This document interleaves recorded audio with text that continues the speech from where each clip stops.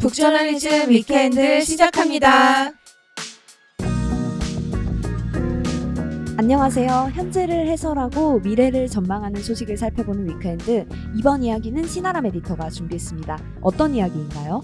네, 연휴 끝나고 다들 현생 복귀 잘 하셨는지 모르겠습니다. 네. 우리 혜리님 씨 어땠어요? 돌아오니까 이게 뭐지? 여기가 어디지? 싶더라고요. 그쵸, 너무 낯설죠. 네, 낯설어요. 예. 저는 솔직히 연휴에 조금 더 바빴었거든요. 그래가지고 복귀하고 나니까 오히려 약간 한숨 났다. 좀 상쾌하다. 예, 연휴가 너무 바빴다. 네. 저는요, 이제 정시에 출근하고, 진짜 엔들레스 미팅, 진짜 끝나지 않고, 있고 또 있는 회의들, 뭐, 콘텐츠 제작하느라 막 밤새고 막 이런 거, 요런 게 저는 잘 맞는 것 같아요.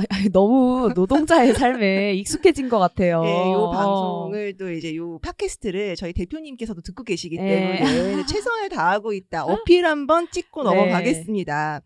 근데 저는 이제 반 농담 섞어가지고 얘기를 했지만 이 일하는 삶이라는 게 나쁘지 않아요. 저는 굉장히 좋아하거든요. 그리고 이제 사실 저는 제 적성이나 제가 원하는 바에 잘 맞는 직업을 선택한 굉장히 행운 아이이기도 하다고 생각하기도 하고요. 근데 이렇게 꽤 괜찮은 인생을 계속 살려면 정신 바짝 차려야겠다. 이런 생각을 하게 됐습니다. 왜죠? 오늘 가져온 소식하고 관계가 있어요. 네. 바로 연휴 끝나고 정신 좀 차리자마자 상장한 두산 로보틱스 얘기입니다. 핫하죠. 예, 아주 핫하죠. 자, 결론만 말씀드릴게요. IPO 거물 이제 올 하반기에 뭐 등장한 것 중에 제일 큰 건이었고요. 자, 따상했느냐? 거의 따상했습니다. 그러면 따답을 갔느냐? 그건 못 갔어요. 하지만 그래도 등치가 커도 너무 큽니다. 일단 결과적으로 두산 로보틱스 시가총액 3조 원 넘어섰습니다. 그리고 공모가의 2배 수준 90몇 %까지 올라갔고요. 그러니까 시장이 기대한 따따블까지는 못 갔어도 꽤 성공적이었다라고 할 수 있겠습니다. 아니 작년에 이제 주식시장에서 가장 핫했던 게 LG 엔솔이었죠. 맞아요. 거기도 이제 엔솔이 뭔지는 몰라도 LG 엔솔은 안다. 그렇죠. 이 LG 엔솔이란 말을 하도 들으니까 이 플레임 있죠. LG 에너지 솔루션이라는 건 좀 낯설 정도로 엔솔이 굉장히 핫했는데 이 이후에는 뭔가 좀 잠잠했던 것 같은데. 맞아요. 사실 유동성이 좀 빠지면서 주식시장도 좀 위기를 겪고 언제 오르냐 이 얘기만 계속 했잖아요. 근데 간만에 대여가 등장하면서 관심이 좀 몰렸어요. 자, 그래가지고 아까 말씀드린 대로 이제 우리 두산 로보틱스가 굉장히 화려하게 데뷔를 했어요. 심지어 그날 주식 장 개장할 때 로봇팔이 나와가지고 북을 둥 치면서 주식 시장을 개장할 정도로 북 치는 로봇이 너무나 화려하게 등장을 했다라는 거죠. 요거는요, 사실 그동안 그 로봇주에서 맏형 역할을 했던 회사가 있어요. 레인보우 로보틱스라는 회사인데요. 여기가 시가총액이 2조 7천억 원 수준이거든요. 요거를 정말 데뷔하자마자 넘어버렸으니까요. 정말 화려한 데뷔였다라고 평가할 수 있을 것 같습니다. 네, 더블까지 찍었으면 상장은 일단 지금까지는 굉장히 성공적이었다 이렇게 볼 수 있겠는데 이 두산 로보틱스가 협동 로봇 제조 기업이다 이렇게 소개를 해요. 맞아요. 네. 협동 로봇이 뭘까? 생각을 했거든요. 네, 그렇죠. 한마디로 협동하는 로봇이에요. 이 로봇이 단독 플레이를 하지 않고 협동하도록 만들어진 로봇인데 로봇끼리 협동한다는 얘기가 아니고요. 사람하고 협동을 하도록 만들어진 로봇입니다. 이 로봇 업계에서 설명을 할 때는 보통 이렇게 얘기를 해요. 우리가 보통 로봇이 우리 산업계로 점점 치고 들어오면은 일상생활로 치고 들어오면은 사람을 대체하게 될 것이다. 라고 생각을 하는데 그게 아니다. 이 협동 로봇이라는 거는 사람을 보조해주는 로봇이다. 즉 사람의 생산성을 높여줄 수 있도록 보조해주는 조력자로서의 로봇이 바로 협동 로봇이다라는 식으로 설명을 합니다. 자, 우리가 공장 라인에 설치되어서 반복 작업을 수행을 하고 엄청 무거운 거 막 척척 들어 올리고 사람이 못할 것 같은 거 막 퍽퍽하고 그런 로봇을 보통 생각을 하잖아요. 근데 그런 로봇하고는 좀 달라요.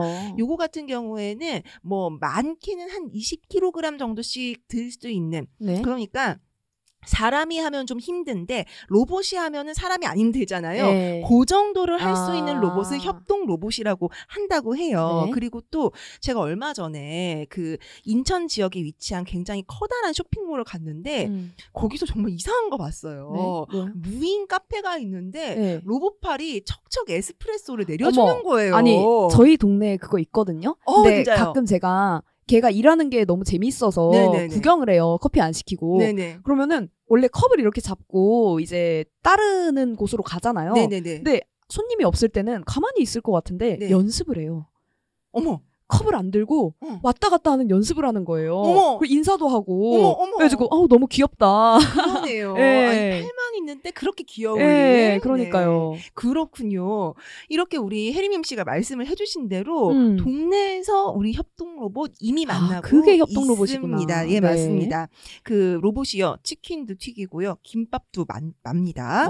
그래서 아까 말씀드린 대로 사실 커피를 내리는 거는 단순 반복이잖아요. 그거를 갖다가 이제 점주님 대신 이제 조그만한 카페 같은 경우엔 점주님께서 이제 카운터도 보시고 물 묻은 손으로 카드 받아서 계산도 하고 커피 또 내리고 있고 이랬잖아요. 그쵸? 그거를 갖다가 로봇팔 하나 들여가지고 도움을 받는다. 요런 개념이라고 할 수 있겠습니다. 네. 우리가 위크엔드에서 이제 미래 먹거리 많이 다뤘잖아요. 이거 듣다 보니까 네. 이것도 미래 먹거리구나. 맞습니다. 그냥 귀여운 게 아니구나. 이런 맞습니다. 생각이 드네요. 네, 사실 저희가 우리 주식시장 얘기하면서 굉장히 많이 얘기했던 게 테마주죠. 사실 2023년 주식시장은 이 테마라는 단어를 빼고는 테마를 잡을 수가 없다. 정말 그쵸? 이거는 테마주의 한 해였다라고 할 수 있어요. 근데 이 협동 로봇 관련한 이 주식들 이제 그런 종목들 같은 경우에는 사실 테마주라고 하기엔 좀 어려워요. 왜냐? 실체가 정말 있거든요. 네. 자, 재계에서는 이 협동 로봇 시장이 연평균 20%대 성장률을 보일 걸로 예상을 하고 있어요. 그리고 2015년에 설립된 두산 로보틱스 요거 같은 경우에는 두산이 91%의 지분을 보유를 하고 있고요. 지금 이 협동 로봇 부문의 선두 주자로 이제 치고 나섰죠. 자, 이게 해외에서 굉장히 잘 나가요. 해외 매출 비중이 70%에 달하거든요. 네. 우리가 사실 저출산 고령화 우리 사회가 굉장히 심각하게 겪고 있지만 사실 미국이나 유럽은 이미 그 문제 겪고 있었잖아요. 그쵸. 그런 데서 매출이 잘 난다고 합니다. 그리고 이제 그 두산 로보틱스하고 비교되는 국내 협동 로봇 기업으로 아까 제가 레인보우 로보틱스 말씀드렸었잖아요. 네. 여기 같은 경우에는요.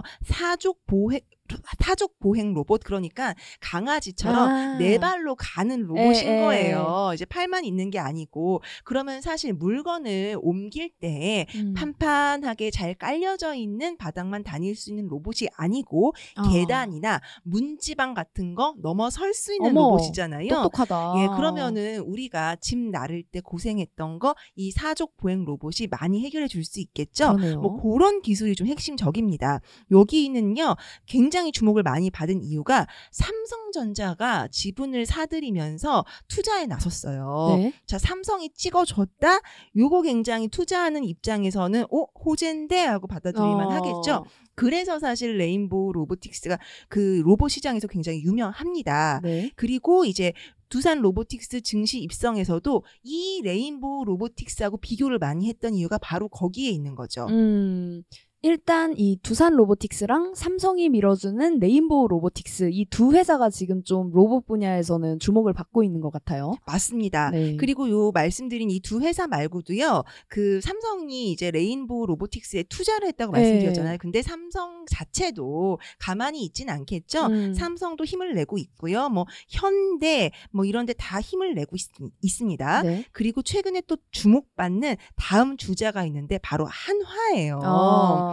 자, 한화 그룹의 이제 삼남 이제 셋째 아들이죠. 네. 예, 재벌집 셋째 아들, 재벌집 셋째 아들 김동선 전무가 한화 호텔 앤드 리조트라는 데를 맡고 있거든요. 네. 자, 우리가 한화 리조트 하면 굉장히 익숙하잖아요. 근데 그거를 숙박업이나 여행업으로만 생각하면 안 되는 게 이게 F&B예요.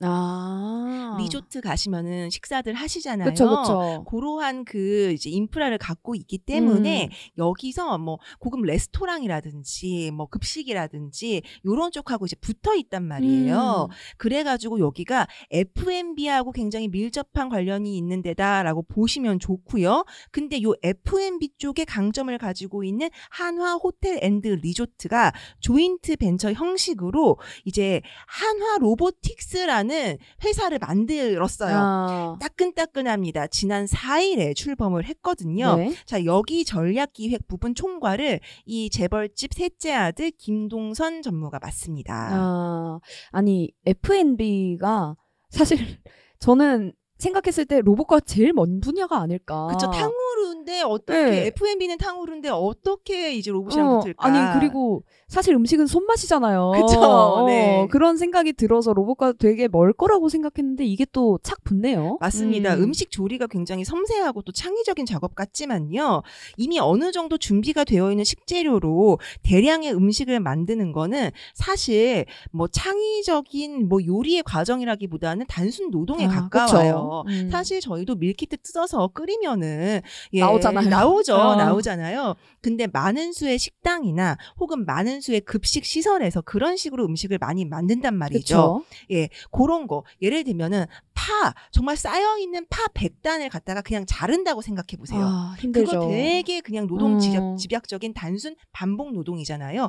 그런 거를 할 수 있다라는 겁니다. 네. 그리고 뜯어서 넣고 끓여요. 저어줘야 되잖아요. 뜨거운 거 계속해서. 그것도 로봇이 한다고 생각하면 훨씬 편하겠죠. 그런 원리라고 생각합니다. 자, 그러면은 굉장히 이렇게 우리 삶을 바꾸고 있는 이미 바꾸고 있는 협동 로봇. 해림 MC는 만약에 협동 로봇 하나 드릴 수 있다. 네. 그러면 어떤 거 드리고 싶으세요? 있는지는 모르겠지만 그 집에 머리카락이 되게 많아요. 알죠? 예, 압니다. 저도 이 압니다. 자취생의 서름인데 머리카락 좀 치워주는 협동 로봇 하나 생기면 너무 좋겠다. 저희 로봇 청소기까지도 필요 없거든요. 네, 그렇죠, 머리카락만 좀 잘 찍찍이로 잘 붙여주면 좋겠다 이런 생각을. 정말 너무 공감합니다. 승민 에디터는요? 역시 설거지 아닐까요? 설거지. 사람마다 이게 좋아하는 집안일이 있고 싫어하는 집안일이 있잖아요. 전 설거지 좋아하는데. 저도 좀 웬만하면 좋아하려고 노력하는 편이긴 하지만은 이제 설거지를 하고 나면은 비누가 손에 묻다 보니까 되게 건조하단 말이죠. 맞아요. 네. 저는 많은 거 바라지도 않아요. 그 헹구는 건 제가 할 테니까 이제 비누칠만 좀 로봇이 해줬으면 좋겠다 이런 생각이 드네요. 정말 두 분 다 소박하다. 네, 그러니까요. 그럼 아람 에디터는 혹시 어떤 로봇 갖고 싶으세요? 저요.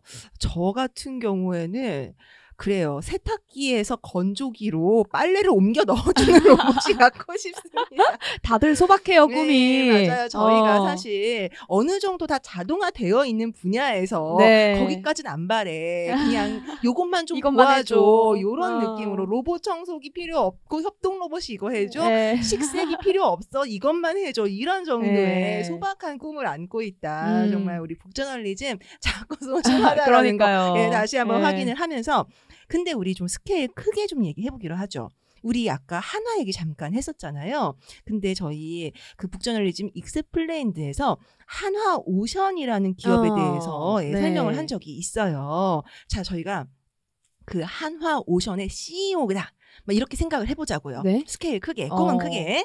자, 그 대우 조선 해양이었던 회사를 인수를 해서 한화 오션으로 다시 재출범을 한 거잖아요. 자, 그 회사의 CEO다 내가. 그럼 나는 지금 어떤 협동 로봇이 제일 필요할까?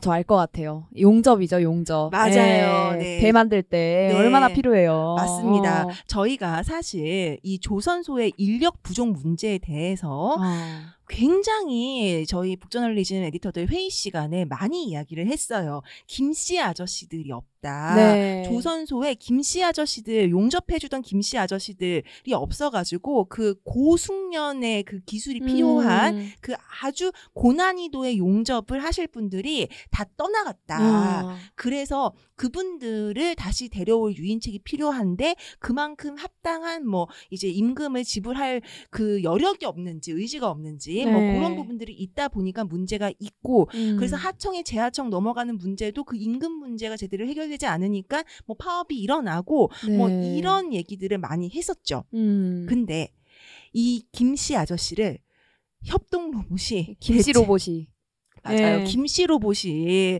대체를 하고 있다. 지금 이미 현장에서 사용이 되고 있습니다. 앞서 말씀드렸던 하나오션 이미 로봇 용접공을 적극적으로 활용을 하고 있다고 해요.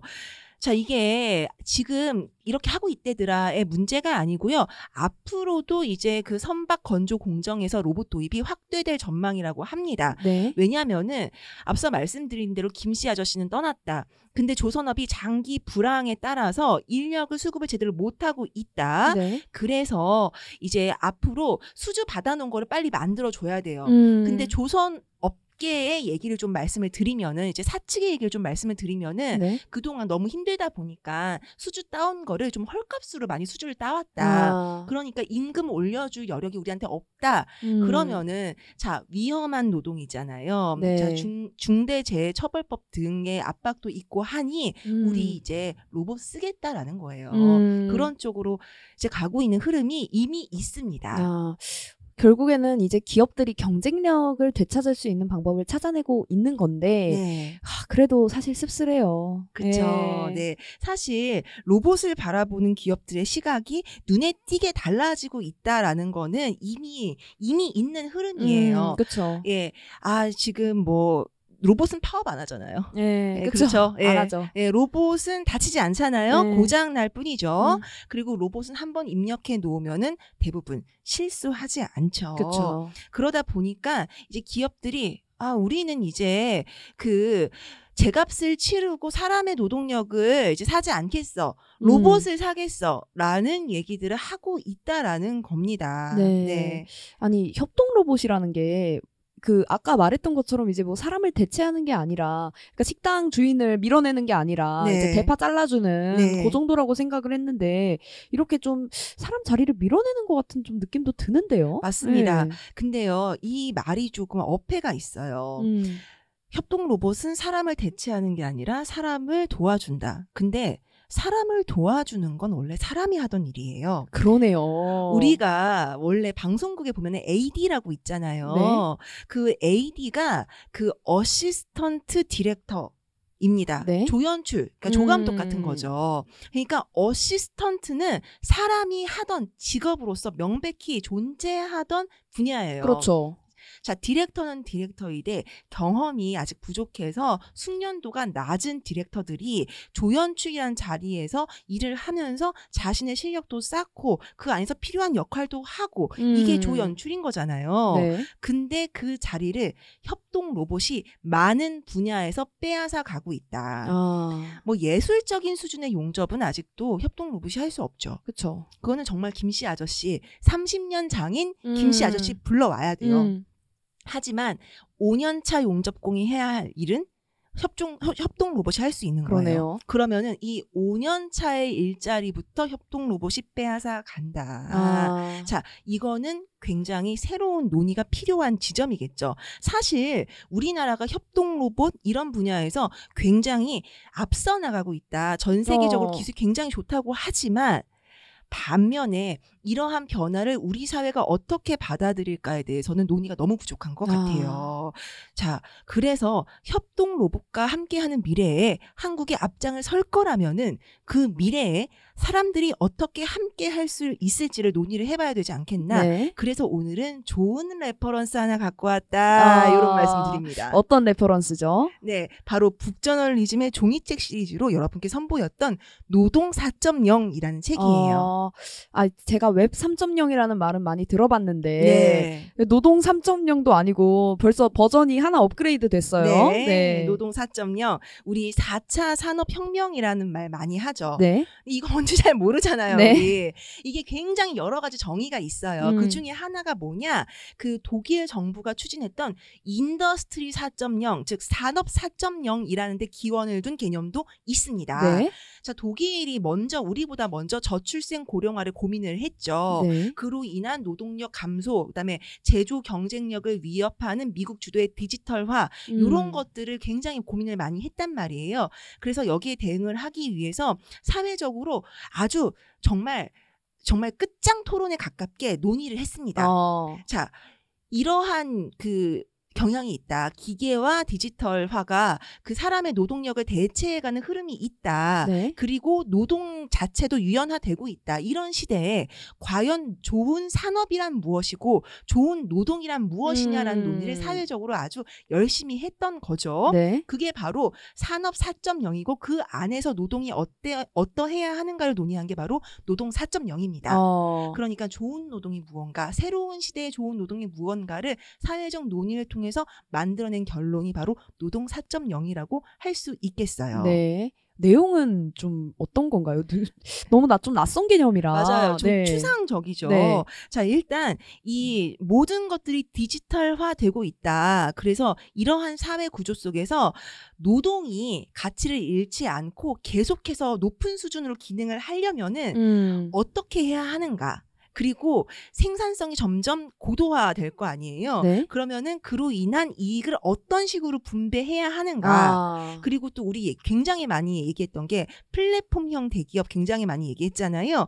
거기서 발생하는 이윤에 세금을 어느 정도 부과하는 게 합당한가. 네. 그다음에 우리가 뭐 카카오톡은 기업이지만 일종의 공공재처럼 작동하고 있다. 이런 얘기 많이 했었죠. 그쵸? 그런 식으로 공공재, 서비스, 현대적인 인프라 구축 뭐 이런 아주 큼직큼직한 것들을 어떤 식으로 설계해야 되는가 이런 얘기들이 다 들어와 있어요. 이야, 대단한 그래서 책인데요. 그에 따라서 노동 정책을 짜는 방안을 제시를 하고 있는 거죠. 네.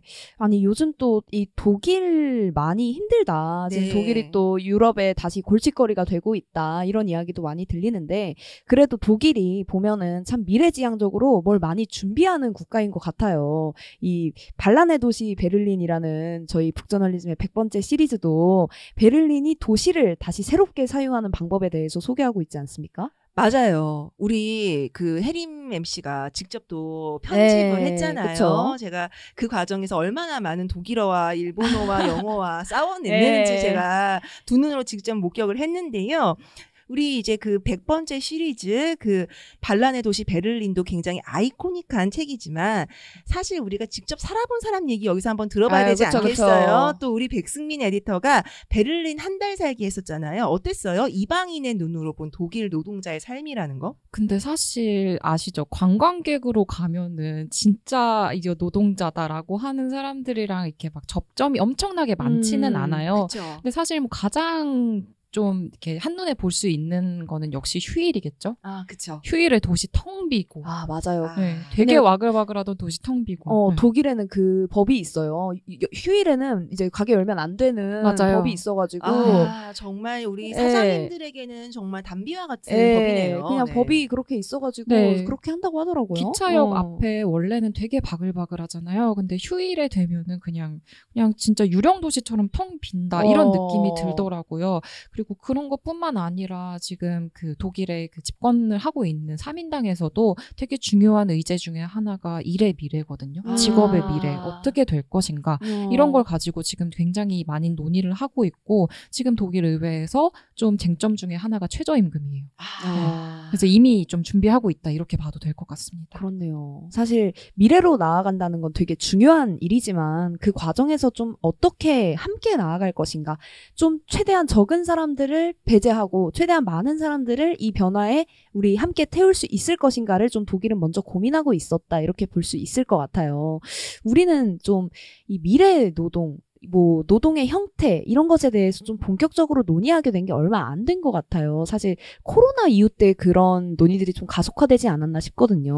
맞습니다. 사실 저는 그게 굉장히 좀 아쉬웠던 것이 코로나가 굉장히 많이 바꾸었던 그 장면이 공장도 공장이지만 공장에서 바뀐 부분 글쎄요. 라인이 멈춘 기간도 있었지만 생산 네. 라인이 멈춘 기간도 있었지만 바뀐 게 있다면 코로나 검사를 하고 들어가야 되는 공장의 모습 이 정도 아니었을까요? 하지만 사무실은 멈췄잖아요. 그쵸. 그러니까 화이트 칼라 직군에서 먼저 변화를 감지하는 기간이었기 때문에 코로나 기간의 일의 형태, 노동의 미래에 대한 논의가 이렇게까지 그 본격적으로 나왔다라는 점이 좀 아이러니하다. 그런 생각도 조금 있기는 했습니다.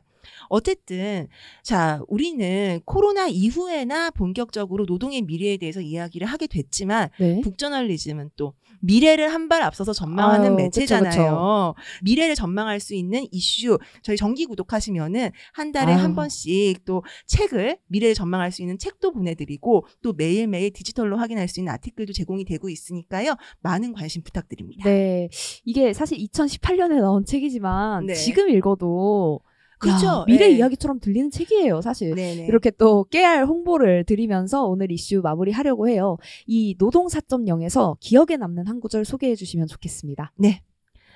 4차 산업혁명, 노동의 변화는 단지 IoT, 빅데이터, 인공지능, 로봇 등 기술의 문제가 아니다. 혁명은 세력이 있어야 일어나고 성공할 수 있다. 근대 산업혁명은 기업가가 일으킨 혁명이다. 시장을 개척해서 산업혁명의 성과물인 자동차, 비행기, 세탁기, 냉장고, 가전 등을 대중에게 값싸게 제공해 물질적 풍요를 선사했다.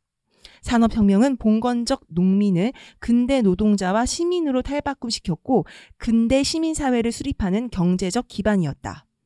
이처럼 4차 산업혁명을 주도할 개혁 세력을 어떻게 만들 것이냐는 관점에서 한국 노동의 개혁 과제를 살펴봐야 한다.